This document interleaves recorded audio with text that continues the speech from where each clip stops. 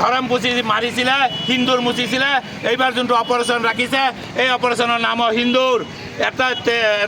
এটা হিন্দুৰ মা ভনীৰ মোচাৰ মতলব কি হয় এইবাৰ পাকিস্তানে গম পাব। কালমা পৰাই মাৰিছিল মূৰত গুলি, এইবাৰ পাকিস্তানে গম পাব।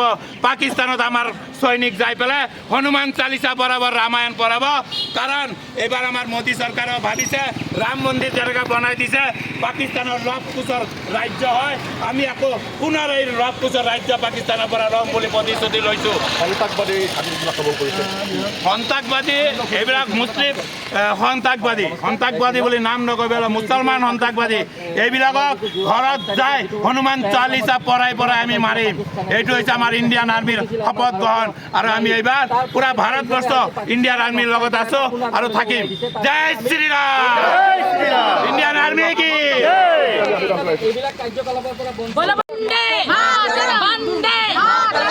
অপাৰেশ্যন হিন্দুৰ যিটো নাম শুনিলে আমি হিন্দু নাৰীৰ গাৰ নোম শিয়ৰি এটা নাম।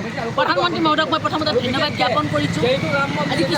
স্থাপন কৰিছে ইয়াত আৰু কোনো ইছলামিক সন্ত্ৰাসবাদীৰ কোনো স্থান নাই।